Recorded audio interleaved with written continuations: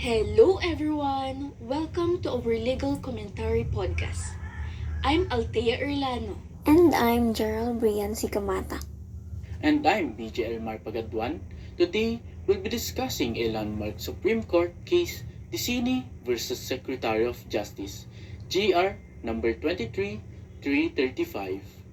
Before we dive in, let's quickly explain two important constitutional principles involved in this case: due process and equal protection. Due process means that the government must follow fair procedures before depriving a person of life, liberty, or property. It protects us from unfair or arbitrary actions by the state. Why is this case relevant today? Because it deals with the government's power to regulate the internet and protect privacy rights in the digital age, a topic that affects all of us as we spend more time online. Let's start with the facts. The case began when a group of petitioners, including Disini, challenged certain provisions of the Cybercrime Prevention Act of 2012, or RA 10175. Specifically, they questioned the law's allowance for the government to collect and record traffic data and perform real-time collection of a computer data without a court order. Traffic data means information like the source, destination, and time of an online communication, but not the content itself. The petitioners argued that this violated their constitutional right to privacy and due process. The main legal question was, does the law's provision allowing the government to collect such data without prior judicial approval violate the constitutional right to privacy and due process? In other words, can the government monitor your online activities without a warrant or court supervision? This raised important constitutional issues about due process.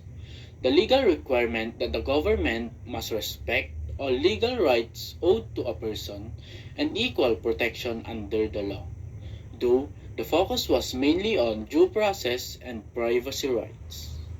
The petitioners also challenged provisions like cyber libel, which imposed harsher penalties for online speech than traditional libel. This raised equal protection concerns because similar acts were treated differently just because they occurred online. So the case basically asked, did the cybercrime law protect digital security at the cost of constitutional rights online? The Supreme Court had to decide which parts of the law were constitutional and which parts violated due process and equal protection principles. So, what did the Supreme Court decide? The Supreme Court didn't just accept the entire cybercrime law as it is. They reviewed every part to see which ones respected the Constitution. In their decision, they upheld several provisions, but they also struck down sections that gave the government too much power or were too vague. The justices explained that any law, especially one involving technology and online activity, must be clear and must not allow unlimited or unchecked authority.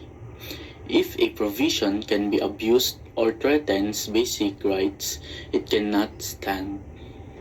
Which parts were removed? The court deleted provisions that allowed real-time data collection without a warrant, along with other powers that would have allowed authorities to monitor individuals secretly. These were declared unconstitutional because they violated a person's right to privacy. The court emphasized that the government cannot just track someone's online activities without a judge's permission. By removing these parts, the court reinforced the idea that surveillance must follow legal steps and cannot be done freely. How does this relate to due process and equal protection?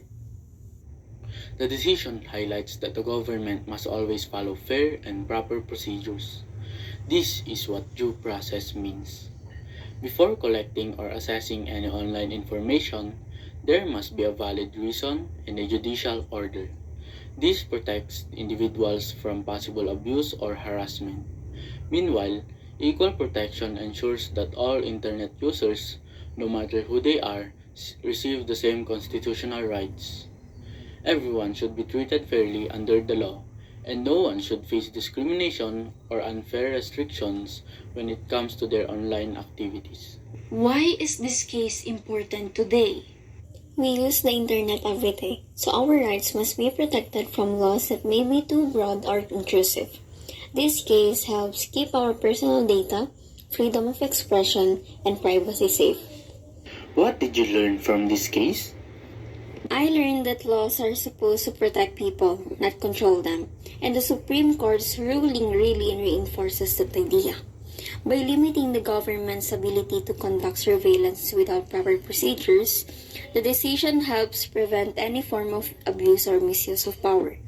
It shows that even when dealing with online activities, the government must still follow clear, fair, and transparent legal standards. This ensures that people's rights, especially their privacy and freedom, are respected. Overall, the ruling reminds us that laws should serve the public, safeguard individual liberties, and make sure authority is exercised responsibly and within constitutional bounds. And I also learned that equal protection applies to every person, whether they're interacting in the real world or online. The Constitution doesn't stop at the physical world, it extends to digital spaces too. That means the government cannot create laws that unfairly target certain groups, limit specific individuals, or give itself special or excessive powers. Everyone must be treated the same under the law, regardless of their status, beliefs, or the platform they use. Equal protection ensures that fairness, accountability, and respect for rights remain consistent. Even as technology evolves and more of our lives move into the online environment. We get our sources from elibrary.judiciary.gov.ph and lawfil.net. Thank you for listening to our podcast.